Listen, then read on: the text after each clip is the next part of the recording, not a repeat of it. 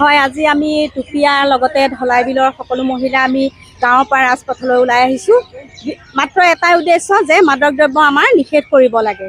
আজিকালি ঘৰে ঘৰে আমাৰ গাঁৱৰ দেখিছোঁ মদ ভাতি আছে ঘৰত। তেওঁলোকে মতা মানুহবিলাকে খাই গৈ ঘৰত বহুত অশান্তি কৰে, মাইকী মানুহক নিৰ্যাতন কৰে।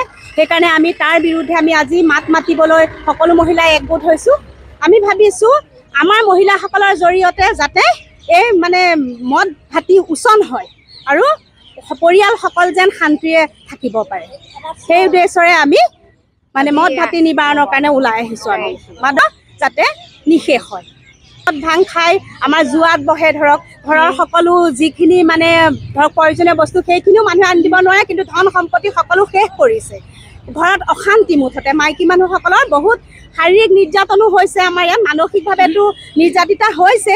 সেই কাৰণে আমি আজি ৰাজপথলৈ ওলাই আহিবলৈ বাধ্য। আমি আৰক্ষী প্ৰশাসনক এটাই আহ্বান জনাওঁ যেন আমি যদি আজি এই কাৰ্যসূচীটোৱে আমি এই নিবাৰণ কৰিব নোৱাৰোঁ, যেন তেওঁলোকে আমাক সহায় সহযোগিতা আগবঢ়াই মদৰ ভাতিবিলাকলৈ গৈ তেওঁলোকে মদ ভাতি নিবাৰণ কৰে আৰু নিষেধ কৰি দিয়ে।